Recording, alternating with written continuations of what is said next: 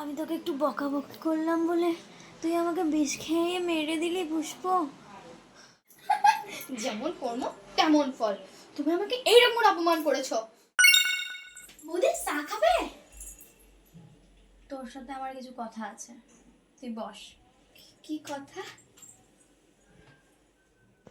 দেখ পুষ্প, আমি জানি কিন্তু তুই তোর দাদাবাবু টাকাটা নিয়েছিস, কিন্তু আমি কাউকে কিচ্ছু বলিনি। তুই ছোট, তুই লোভে পড়ে এই কাজটা করেছিস, সেটা আমি বুঝতে পেরেছি, কিন্তু তুই এবার কিন্তু নিজেকে শুধরে নে।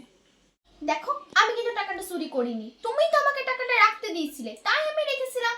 এটা আমার দোষ কি? তারপরে তুমি আমাকে চোর বলবে? মিথ্যা কথা বলিস না। টাকাটা যদি তোর কাছে আমি রাখতে দিয়েছিলাম, যখন আমি খোঁজাখুঁজি করছিলাম তখন তো কই টাকাটা বার করে দিলি না। কি ভেবেছিস আমি কিছু বুঝি না?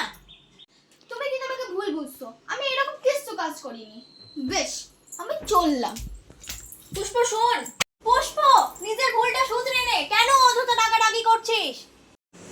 দাঁড়া, বৌদির গিন্নি করে বার করছি। আমি তোর জন্য আমার সব জায়গা ছেড়ে দিয়েছি। সব থেকে বড় কথা, আমি আমার ভালোবাসার মানুষটাকে ওকে ছেড়ে দিচ্ছি, তাও আমাকে এইভাবে অপমান করলো।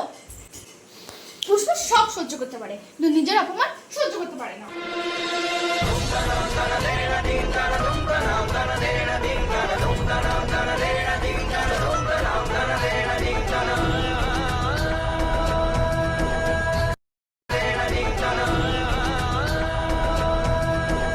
কি করেছো? তোমার মাথাটা ধরেছে। এবার তুমি খাও। বাবা তুই না খুব পারিস। শোন পুষ্প, যেটা বললাম সেটা মাথায় রাখিস।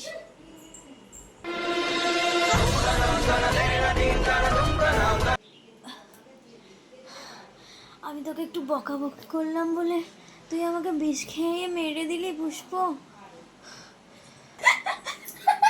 যেমন কর্ম তেমন ফল। এই হিন্দুকে চাপিয়ে নেওয়ার কত